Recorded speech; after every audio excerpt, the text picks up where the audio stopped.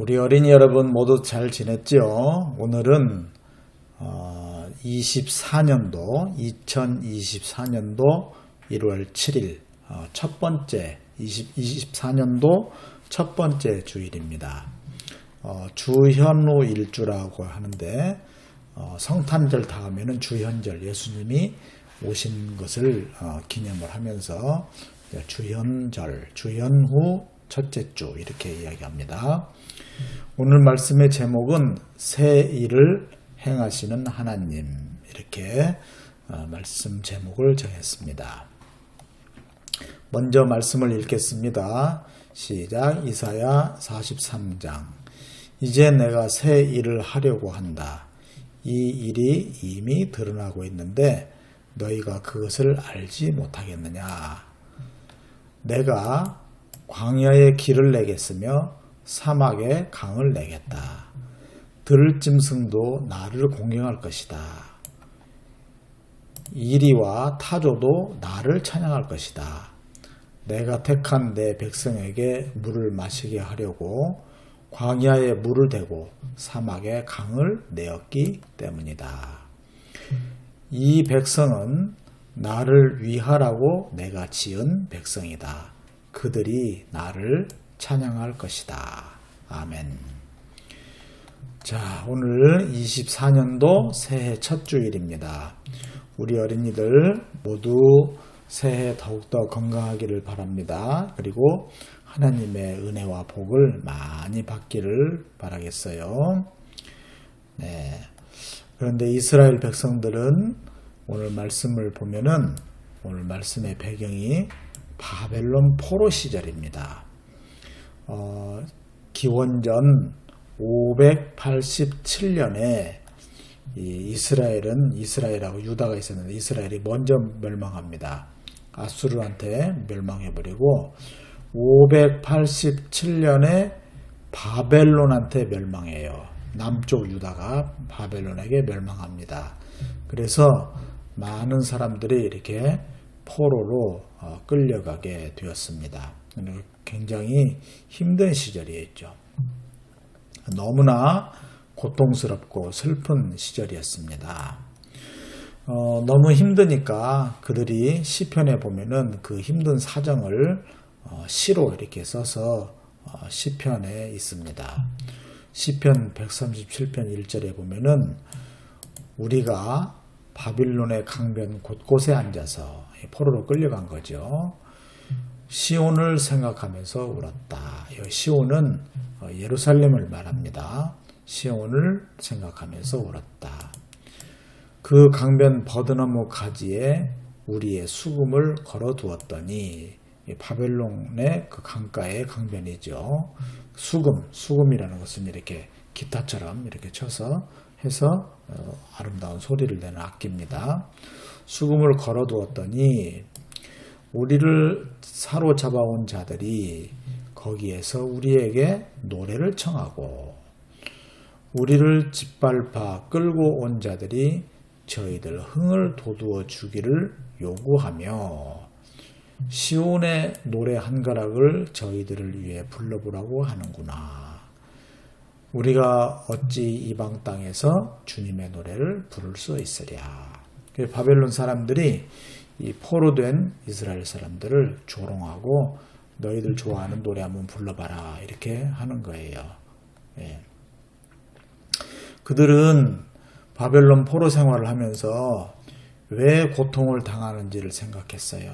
도대체 우리가 무엇을 잘못했을까?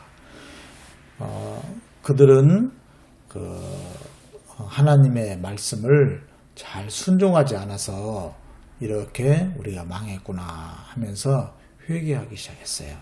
그리고 말씀을 깨닫게 되었습니다.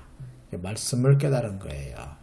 어떤 말씀을 깨달았냐면 하나님은 이 세상을 창조하시고 항상 새롭게 하시는 분이다. 태초에 맨 처음에 하나님께서 이 세상을 창조하셨는데 지금도 창조를 하시고 항상 새롭게 하신다. 이런 말씀을 깨닫게 된 겁니다. 창세기 1장에 보면은 태초에 하나님이 천지를 창조하셨다. 이방의 어떤 다른 우상들, 다른 신들이 우리를 창조한 것이 아니라 하나님이 창조하셨다. 그리고 하나님이 말씀하시기를 빛이 생겨라 하시니 빛이 생겼다. 어둡고 캄캄한 곳이었지만 그러나 하나님께서 빛을 만드셨다. 그런 말씀들을 깨달으면서 지금 우리가 아무리 힘들고 고통스러워도 하나님은 자기 백성을 건져내시는 분이다 하는 그런 분명한 믿음을 갖게 되었어요. 그래서 하나님은 분명히 광야에 길을 내고 사막에도 강을 내실 것이다 하는 그러한 말씀을 받게 된 것입니다. 네, 오늘 이사야서의 말씀이 그런 말씀이에요. 19절을 같이 한번 읽겠습니다. 시작. 내가 이제 새 일을 하려고 한다. 이 일이 이미 드러나고 있는데 너희가 그것을 알지 못하겠느냐? 내가 광야에 길을 내겠으며 사막에 강을 내겠다. 이렇게 말씀을 깨닫게 된 거예요. 하나님께서 선지자들을 통해서 그런 말씀을 주신 것이죠. 그래서 결국 이스라엘은 포로에서 해방이 되었습니다. 거의 한 70년 가까이 바벨론에서 그렇게 지내다가 이제 포로 귀환, 그러니까 여기 바벨론에서 이제 예루살렘으로 이렇게 돌아오게 되었습니다. 네, 그래서 포로에서 이제 해방된 이스라엘은 예루살렘에 그 무너졌던 성전을 이제 다시 짓고 그리고 말씀대로 살기로 다짐했어요. 에스라라고 하는 성경책에 보면은 에스라 제사장이 백성들을 모아놓고 백성들에게 율법을 가르치고 하면서 이제 새로운 하나님을 믿는 그 믿음으로 말씀을 순종하면서 새롭게 살기로 그렇게 다짐을 했답니다. 자, 그런데 고린도후서, 신약이죠. 구약과 신약이 있잖아요. 신약에 고린도후서 5장에 보면은 이런 말씀이 있어요. 17절에 누구든지 그리스도 안에 있으면 그는 새로운 피조물입니다. 옛 것은 지나갔습니다. 보십시오. 새 것이 되었습니다. 자, 하나님은 항상 새롭게 새로운 일을 하시는 거예요. 그래서 옛날에 이스라엘이 포로로 잡혀갔지만 그러나 포로에서 다시 돌아오는, 해방되어서 돌아오는 그런 새 일을 행하셨어요. 하나님은 우리에게도 지금 새 일을 행하시는데 어떻게 행하시냐면 그리스도 안에 있을 때, 우리가 예수님 안에 있을 때 우리가 새로운 피조물로, 새로운 사람으로 이렇게 바뀌어가는 거예요. 예수님은 생수가 계속 넘쳐나는 강과 같으신 분이에요. 그래서 예수님을 영접하면 우리의 삶에서 그런 생수 같은 그런 은혜가 넘쳐나는 거예요. 생수의 강이 흘러나올, 우리 배에서 생수의 강이 흘러나오리라. 그래서 그렇게 예수님 안에 우리가 있으면은 늘 새로운 사람으로 변화가 일어나는 거예요. 우리 안에서 생수의 강이 흘러넘치기 때문에 그런 것입니다. 그래서 새 일이 이루어지는 거예요.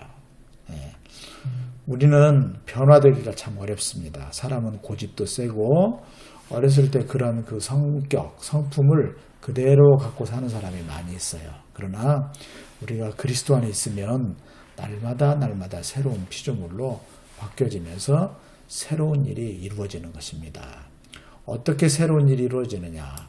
우리가 새로운 사람으로 변화되는 거예요. 그래서 우리가 새로운 사람으로 변화가 되면은 이 세상도 아름다워지는 거예요. 우리 어린이들에게 부탁합니다. 지금 이 세상은 너무나도 비참한 일들이, 또 거짓말을 하는 사람도 많고 뻔뻔한 사람들도 너무 많아요. 그리고 힘 있는 사람들에 의해서 약한 사람들이 고통을 받기도 하고 그런 힘든 세상입니다. 그러나 우리 어린이들이 새로운 사람으로 자꾸 이렇게 변화가 되면은 우리 어린이들이 나중에 어른이 되었을 때 이 세상을 좀 더 아름답게 그렇게 만들 수 있을 것입니다. 그러니까 항상 예수님을 우리 가운데 모시고 그리고 예수님의 말씀 가운데 우리가 살아야 합니다. 자, 올해 한 해 꼭 그렇게 살기를 바라요. 자, 그러면 기도하겠습니다. 이 기도문을 같이 읽도록 합니다. 예수님, 올 한 해도 늘 새롭게 하시는 하나님을 생각하며 예수님의 말씀을 잘 따르며 살겠습니다. 예수님의 이름으로 기도합니다. 아멘. 네, 오늘도 말씀 듣느라고 수고했습니다. 우리 어린이들 더욱더 건강하시기를 바라요. 자, 그러면 또 다음 주에 뵙겠습니다. 안녕.